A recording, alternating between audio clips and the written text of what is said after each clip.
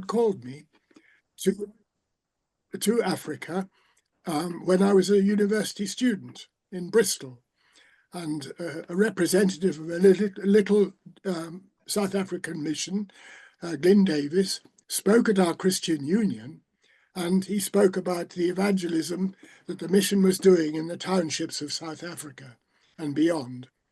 And that's where God called me. And that was in 1960. And I went back to my room where I was staying at university. And I really cried to the Lord, Lord, I don't want to be ruled by emotion. I want you to show me whether this is right and of you. And I happened to open my Bible, and it came open at Psalm 2:8. Ask of me, it says, and ask of me, and I'll make the nations your heritage and the ends of the earth your possession. And I said, South Africa, that's the end, one of the ends of the earth to me. And that was a confirmation. But I did not realize that this verse would unfold for multiple aspects of my ministry in the future. God gave me one end, and I served there for 16 years, and then he called me to the other ends, so that in writing Operation World, I went everywhere, as it were. Anyway, that was my beginning. So I went out to South Africa in 1962. And then I also went up to Kenya for some evangelistic work with a colleague, and we held a week of prayer for Africa in Nairobi in 1962. And that was, or 1963, and that was really the beginning of Operation World. We desperately needed prayer information, and nothing existed. In fact, at that time, there was no global survey of every nation of the world that existed. And so I put down on 4 sheets of paper some prayer items from different parts of the world, not realizing that this would become a massive book that would go all over the world.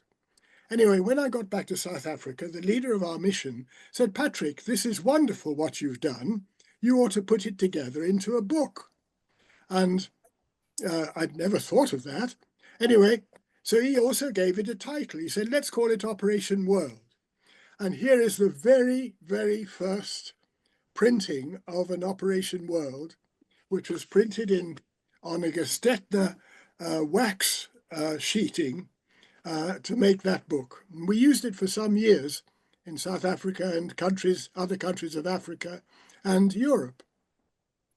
And then after several years, Hans van Staden said to me, the leader of the mission, he said, Patrick, you ought to really revise that book.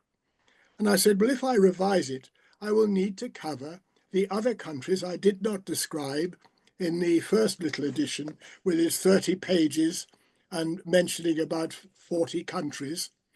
And so I did not realize what I was saying. At that time, I was working in what is now Zimbabwe. And I was leading an evangelistic team. We were doing tent evangelism in the townships and seeing people come to Jesus. And then I was trying to put together information to write that book. And so here is the copy that eventually came out. I won't go into all the agonies we went through getting information, but I had to write to other people to send letters to other countries because postal services were cut off to what was then Rhodesia. And I had to get information that way. It was painful, painstaking, took ages, but eventually we put this book together. But then we printed it on our mission press in Pretoria. But then we found to our horror that in the laws of South Africa, unless a book had been printed by union members, paid union members, it could not be marketed as a book in South Africa. So we were not allowed to sell it. We had to give it away. So I gave a copy to Ralph Winter in the States, to George Verver of OM, which had recently started, and then it just exploded. It went on. Eventually, George Verver said to me, Patrick, OM will publish it if you do an update of that book. And then I set to work on that. And again, we had the huge difficulties of trying to put together the information. And as a result, we eventually managed to put it together. And this was the book that then came out. That was the next edition, which was published by STL, a branch of OM then, and that went global. And it had a huge impact because nothing like it had ever been written. And so that's really the beginning of the work. I did it all myself, typing often in the back of my van and leading the team, and occasionally being interrupted by people who wanted to speak more about Jesus or how to become a Christian. So it was very much done on the front line. So there it is. That was the beginning.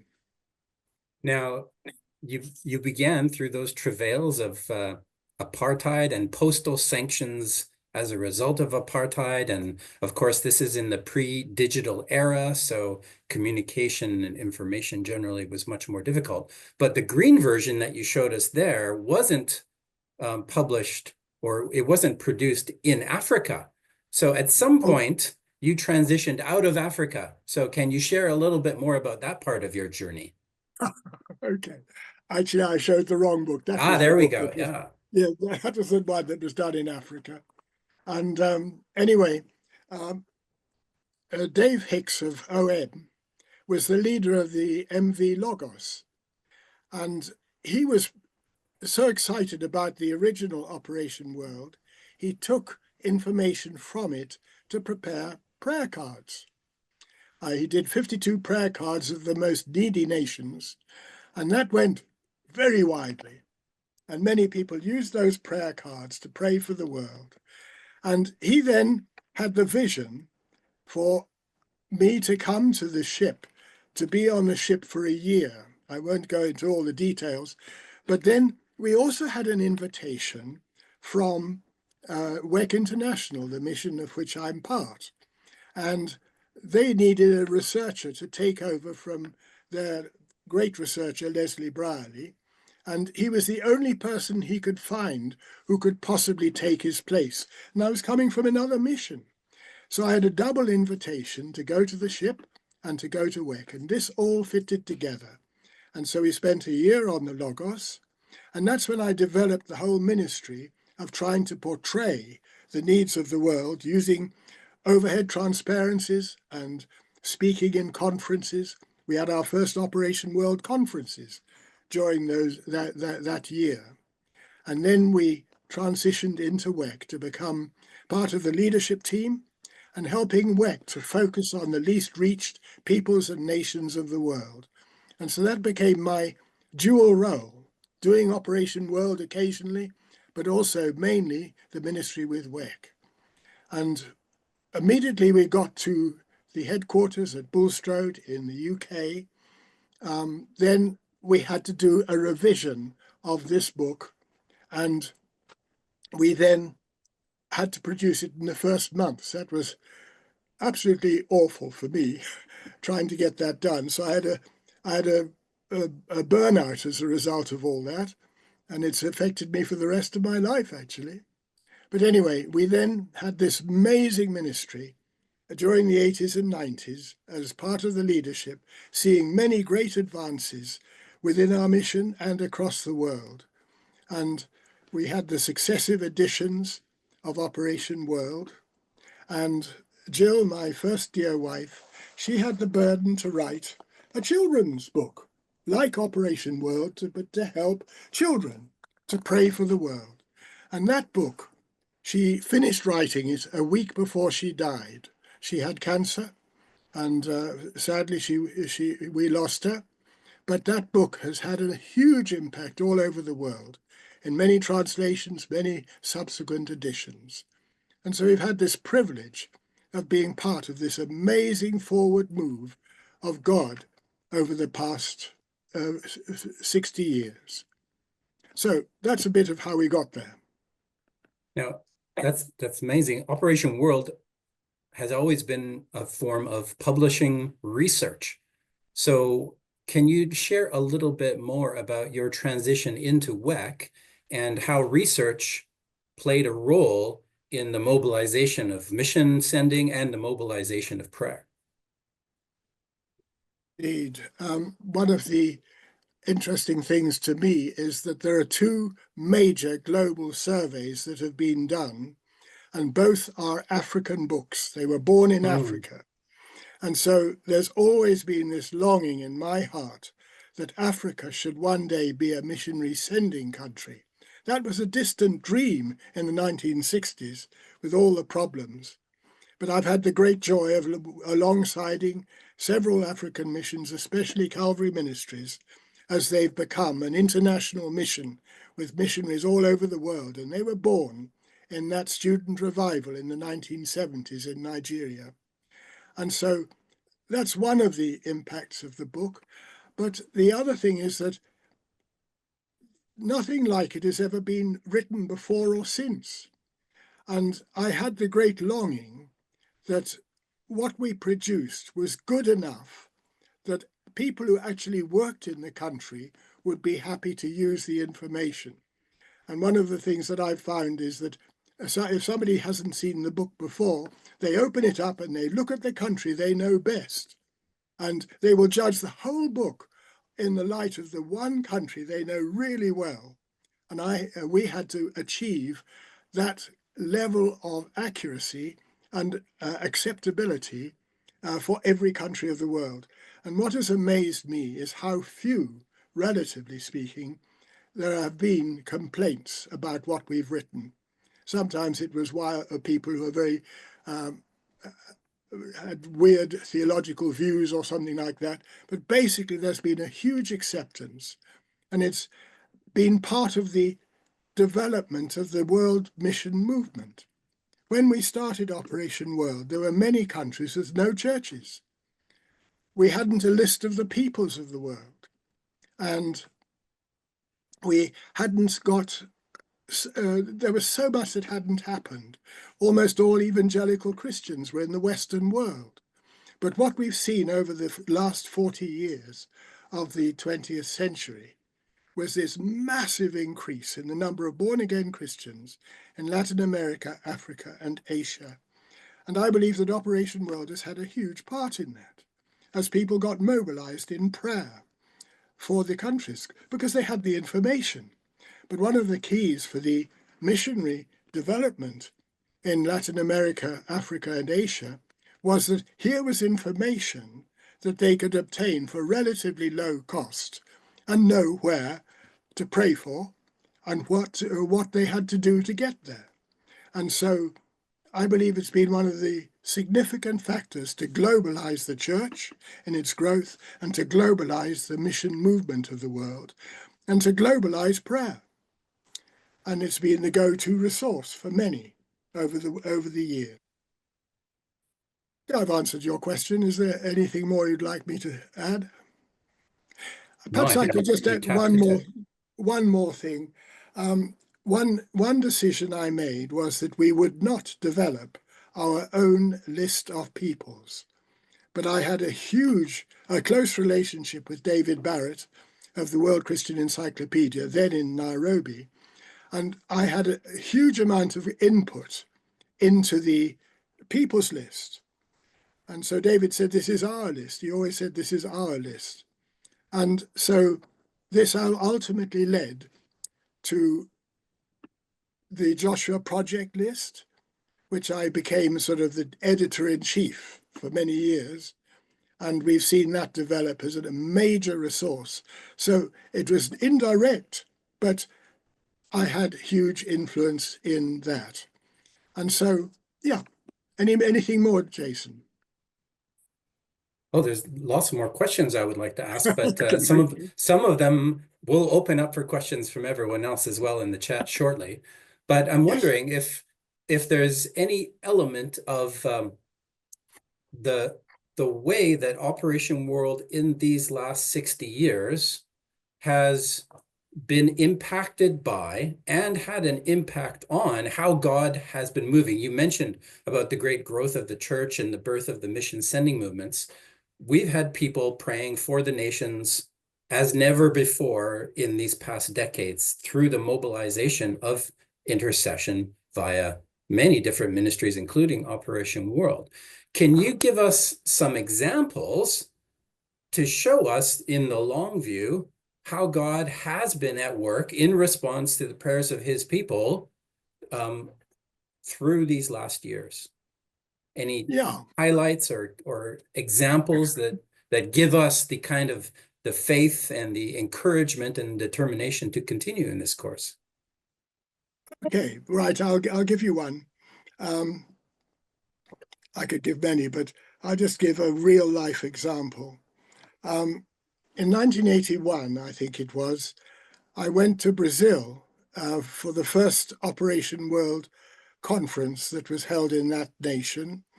And we had a big conference in Sao Paulo, and several people there were very touched.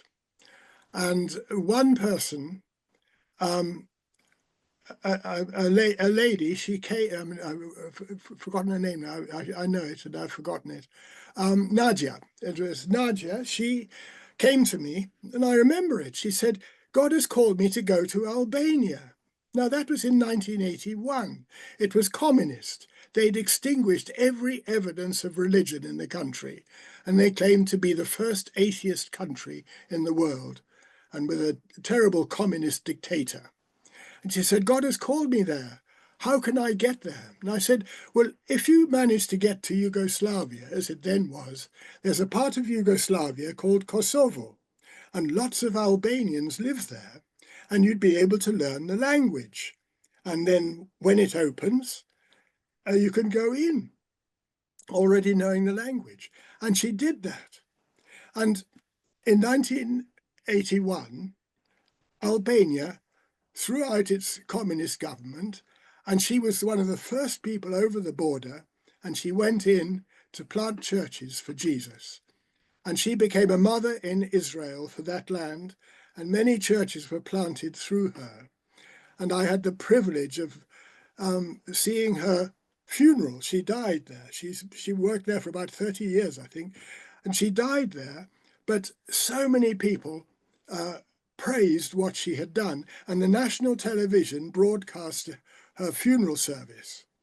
And that was just a measure. And now we're at that stage. I believe there are over 400 evangelical churches in the country. So that was one great success story. I could tell of many more, but what I could say in general, when I started writing Operation World, I cannot remember now how many countries there were with no known indigenous witnessing church. But by the time we reached the 2001 edition, which I regard as the best I ever did by God's grace, because of the wonderful team we had, by that time, there wasn't a nation in the world that did not have indigenous Christians. And so that's a measure of how much God had done. Wonderful. Our friend Anne-Marie Prescott from OMF is mentioning Mongolia as another case in point. Care Yes. to elaborate a little on that one? Yes. There's a very, I won't mention his name, a dear brother, but very controversial. He was the first missionary into the country. He was very burdened for Mongolia. I'm not sure that it was through Operation World, but certainly he knew Operation World well. And he went to Mongolia at the height of communism. I think it was in 1977. And he went as a student and learned Mongolian. And he was the first church planter to function in that land. And many others have followed, and there's been this amazing opening of Mongolians to Jesus. Wonderful. If you go to the OW60 website that we linked you to, there's a wonderful testimony from Lewis Sutton, former WEC International Director, where he shares the subsequent editions of Operation World and the prayer points that were included there from those early editions, where it says there are no known fellowships or even no known Christians, up until the most recent editions, where we're praising God for the tens of thousands believers and the Mongolian missionary vision to send workers out to other parts of the world. So we can see how these kinds of changes have happened, not just in Mongolia, not just in Albania, but in other places as well. Yeah, that's wonderful.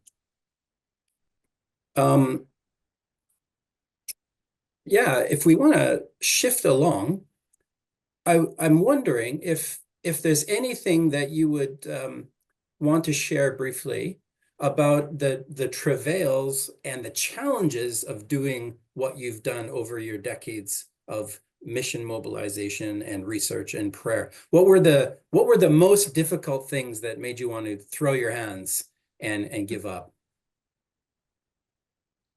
I think it's one of them, of course, is something I've referred to, is the extreme difficulty of getting information that is up to date, relevant, and effective. I had to learn how to write letters in the days of letter writing, to write letters that asked the basic questions that the reader would be likely to answer. Because if I were to receive a letter saying, please give me all the details about the United Kingdom, we want to write a passage about the needs of the United Kingdom, I wouldn't answer it.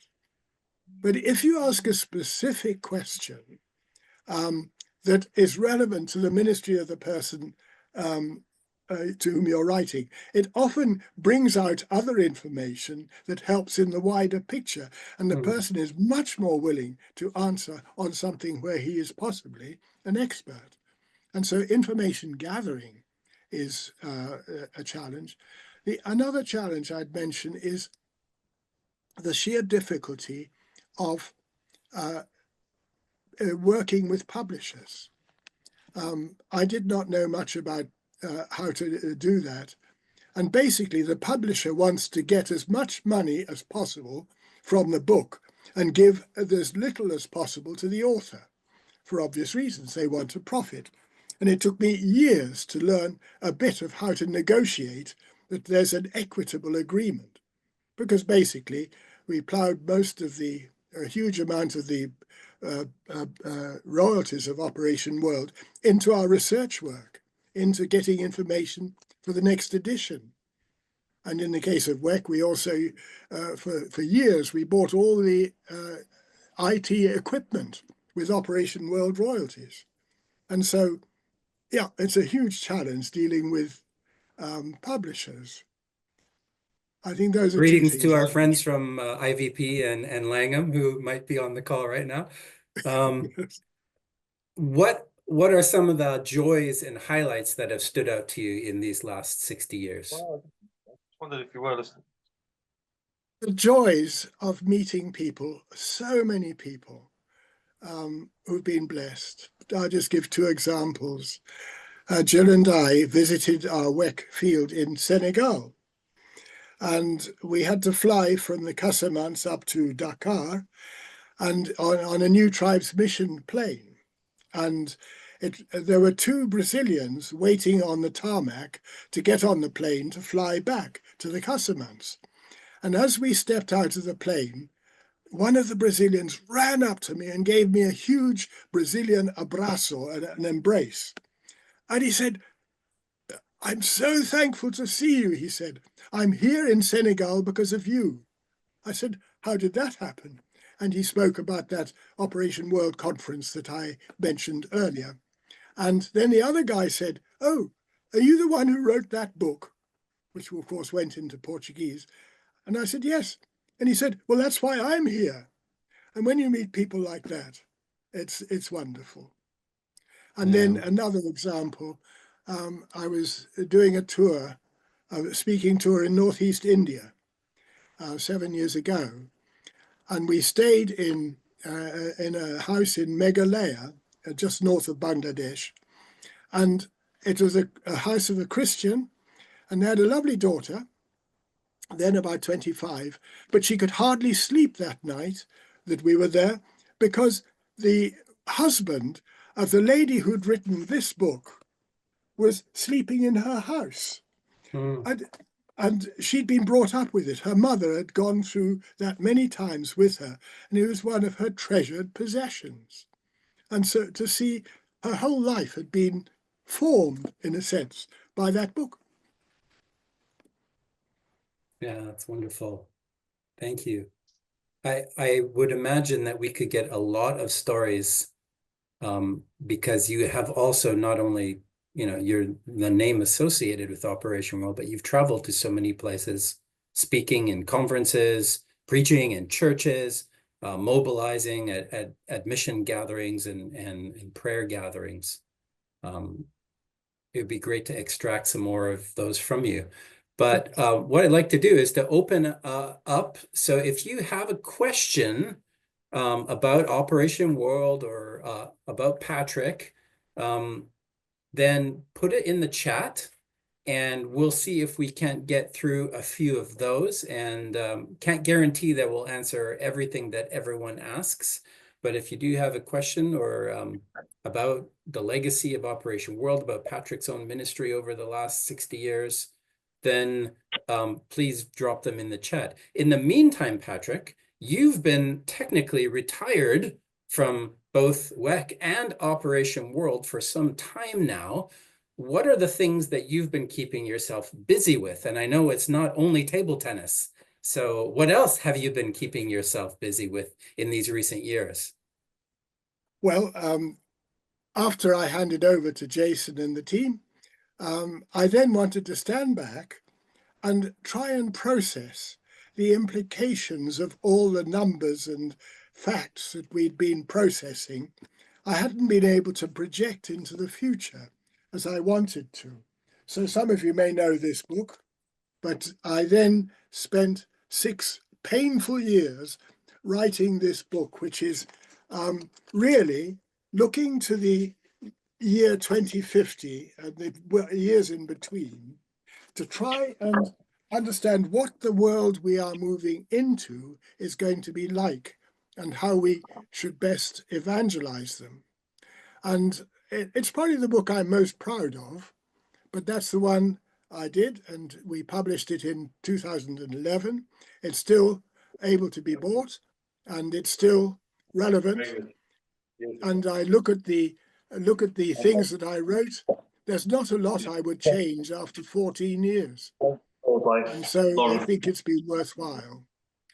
Anyway, the other thing is that at the present time, I live in the city of Derby in England, and I'm involved in a little lively church, and we're seeing lots of people come to know Jesus. It's a wonderful harvest time. So I feel I've gone back to my original of being a disciple evangelist. And so it's lovely to be in that kind of situation and have such a warm relationship with the folk in the church. God has blessed us. Yeah, part of a much bigger story of how God is leading vast amounts of people from places that had been considered unreached or unevangelized. And now we see, not just in diaspora, but back in the homelands, awe-inspiring numbers of people encountering Jesus. So I'm going to pop into the questions here. So Anna, thank you for your question. I guess this is more for the OW team than for Patrick. We're working on a new edition of Operation World in book form. We have the website and the app, which are predicated on the most recent edition and which we update every year. So it's not a full rewrite, but we go through the material and we update anything that obviously needs to be. That's not in Portuguese yet, but I would love to see that happen. So I guess watch this space. We're always looking for ways to translate the app into new languages. We have Korean, we have German, we have Indonesian, and we've just begun work on French as well. It would be wonderful to have it in Portuguese and in Spanish as well. Thanks, Anna. Arlen asks the question, were there prayer warriors or heroes that influenced your life and convinced you that the most effective tool that you could pour your life into would be a tool that would motivate people to pray? Hi, Arlen and Cynthia. Nice to see you here. Who were your influences that led you to this? I think there are various people who've had a deep influence on me. One was Hudson Taylor, and his tremendous emphasis to pray for the inland provinces of China and how eventually that got answered. That was one. Of course, when I went to Africa, the breakthrough in China had still not occurred. And another one who influenced me very much was George Muller. After my conversion, I became part of the Brethren Assembly where George Muller was a leader. And his life of prayer had a huge impact on my life.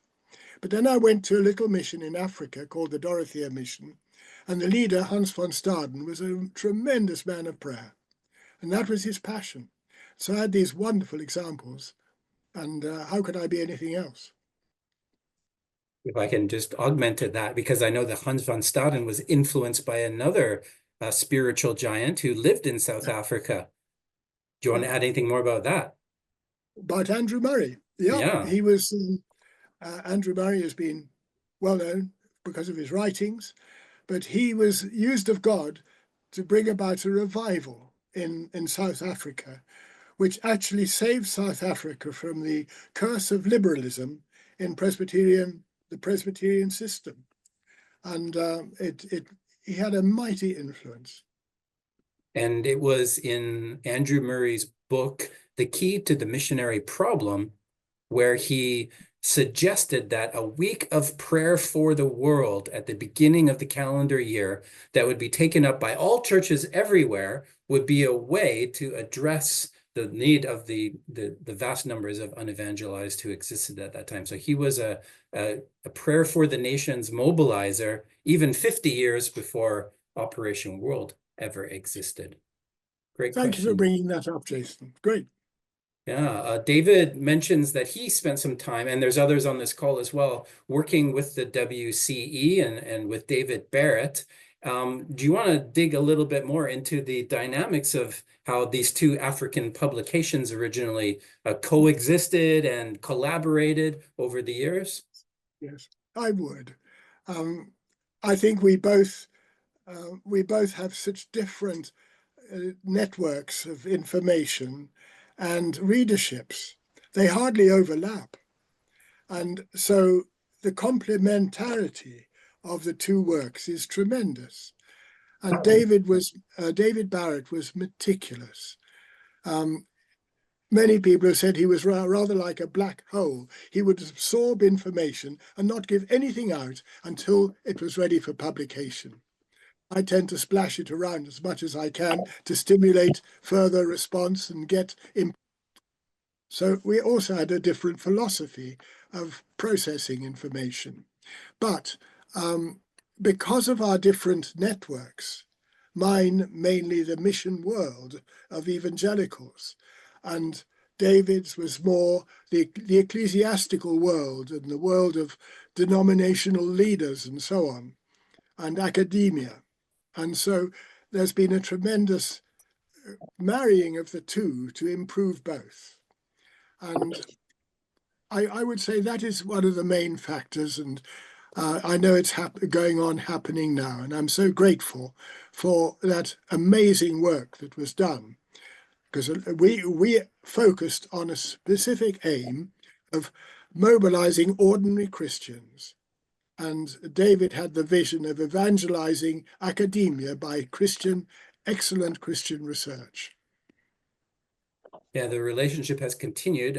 Earlier this year, Operation World Team, along with the team at the Center for the Study of Global Christianity, led by David's successors, Todd Johnstone and then Gina Zurlo, along with some other researchers from OC International and a handful of others. We spent 18 months collaborating on researching every denomination in every country in the world. And it was the most comprehensive effort and the most collaborative effort in this area that's ever been done before. So rather than doing our separate research, we actually worked together on the same project. They're going to use that research to publish the 2nd edition of the Atlas of Global Christianity. We're going to use it to publish the 8th edition of Operation World. So it was really great to be working alongside of them as well. Clement, Right. our brother from Chad, greets you. and asks the question, what is the message that you wish to give to the new generation? And where is that more significant than in Africa, of course? Raymond, I'm delighted that you are part of this. I still remember sitting in your home having a meal in the capital of Chad. And anyway, now what is my message for the future? I'm so deeply concerned at the massive changes that are taking place in our world, and that we as evangelical Christians, as missionaries, be prepared to adapt adequately to be able to be effective in a new generation. Because we've had 300 years of really what has been a tremendous freedom to move to different countries and proclaim the gospel and plant churches. There have always been negatives, but basically it's been an amazing time of expansion, planting, and growth. But now we're moving into a totally new world when globalization is collapsing, regionalization of everything is happening. How are we going to be effective when social media are so dominant and people don't read books in the same way anymore, and people work in a different way, and people are on their mobile phones all the time? How do they concentrate enough to get a job done? And so my concern is that we as strategists, we are flexible enough to be able to mobilize our resources and see the job finished that Jesus gave us to do. We're so much closer to that than we were 60 years ago, but we need to adapt. Thank you. Thank you. There's a great mention here from Becky in Glasgow, I believe, Serving God in a Migrant Crisis, which is one of your smaller and more recent works about a biblical response to the global migration issue. Anything to just chip in on that front about that issue or about that publication? Well, yes, indeed, one of the effects of the breakdown of globalization and the whole policing of the world and pacification of the world, in a sense, to stop piracy in the oceans, to stop nations grabbing each other, like the war we have in Europe and so on. There was that measure of peace, and that is gone. And I've lost my thread. What was your question again? The migrant issue and the Christian Oh, yes, the response migrant. in your And own yes, book. yes, absolutely. Sorry. And so basically, my concern is that the number of refugees is going to increase exponentially. We have seen this as a problem, a growing problem, but it's going to go on growing. And partly because one of the effects of globalization was a greater industrialization of countries that hadn't had it before, and a greater sharing of resources, which may not be possible. So we're going to get many economic refugees fleeing violence and a lack of food and so on.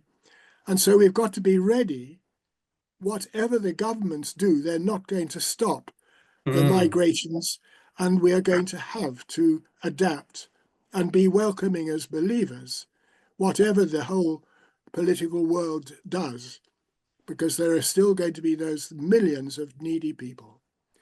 Because even in this, since the beginning of this century, the last 25 years, there's been a massive increase in the number of migrants.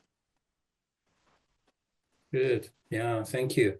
I'm going to jump to the most recent question because it ties in. It was a pair of short publications, actually. John asks about your interest in cities and your book, Serving God in Today's Cities, which was kind of a twin effort along with your Serving God in a Migrant Crisis publication. Anything to add about the strategic significance of cities in the Great Commission? Well, We, in the latter part of the 1900s, in the 20th century, we had a tremendous emphasis on peoples, and that's valid. And we must continue that. But growing ever more large in our horizon is the fact that the 21st century is an urban century. In 2007, if the United Nations figures are to be held correct, the number of urban people surpassed that of rural people. And what that's going to mean is massive movements of population, so that by the end of this century, 90% of all people will probably be living in a city. And so how do we evangelize cities? And it needs a whole new way of thinking.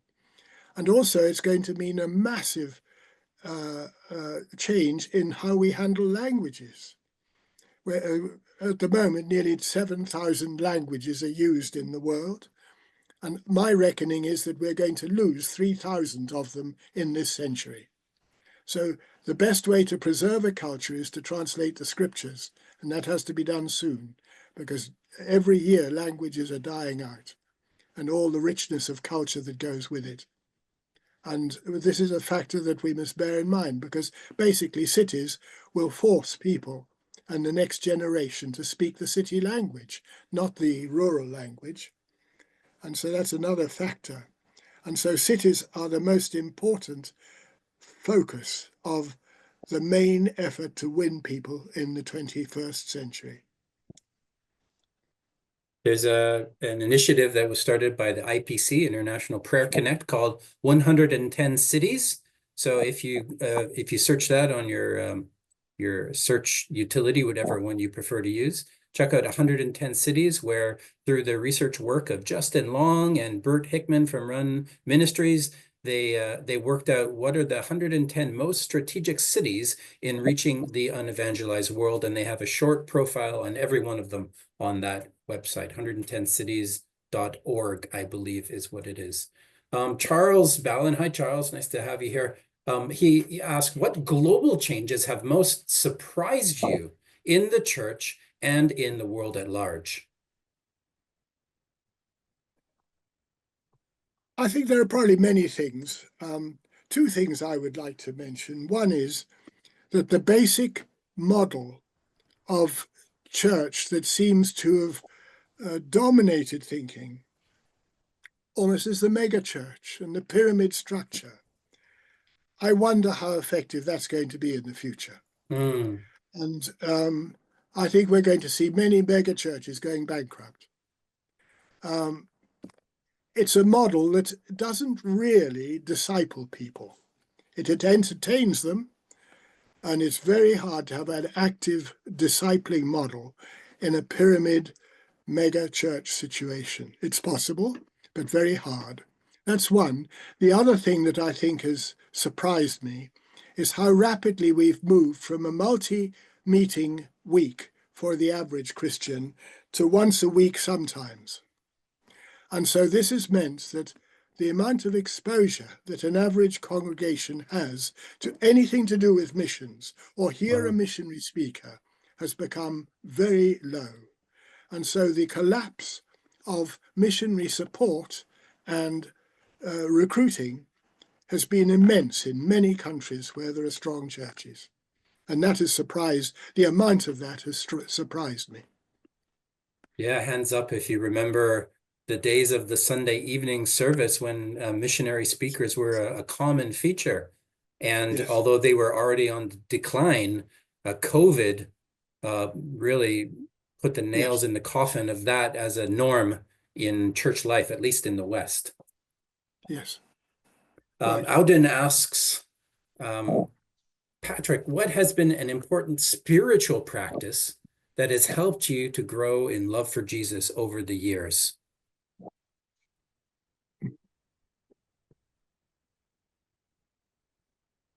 I find it hard to answer that.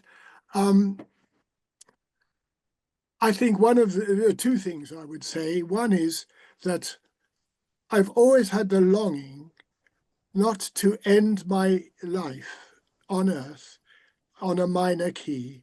I want to be at my maximum spiritual development when Jesus calls me to glory.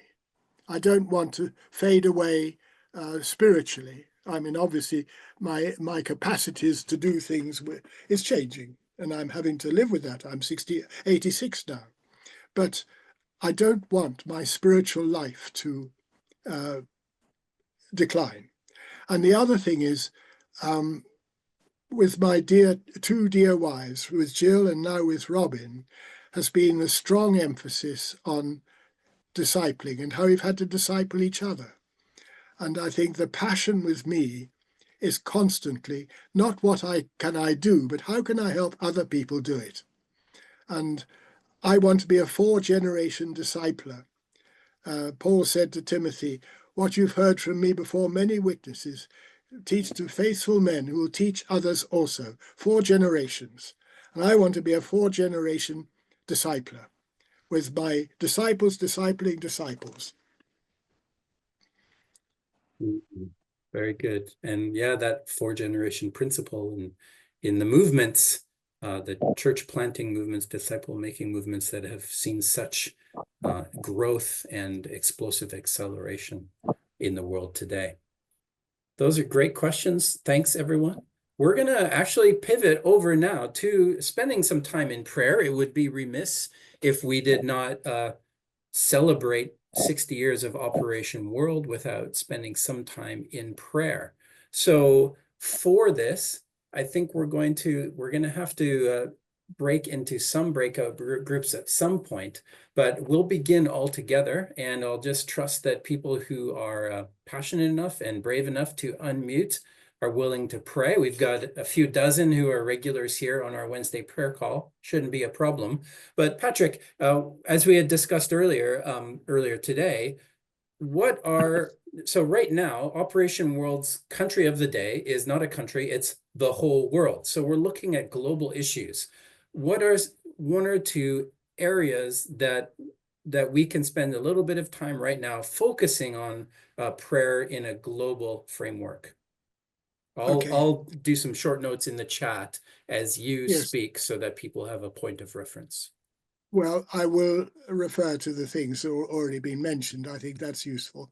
Firstly, do pray for both the Operation World team and the Encyclopedia team working on their respective publications, that we have the right way of publishing in this modern world.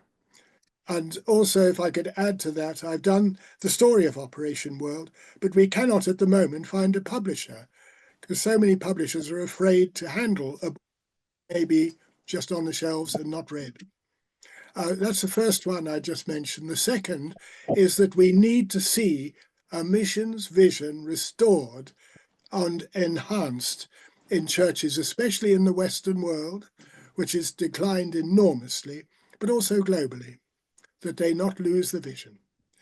And the third thing is for the unreached cities and peoples of the world, that we not fail them by failing to do the job.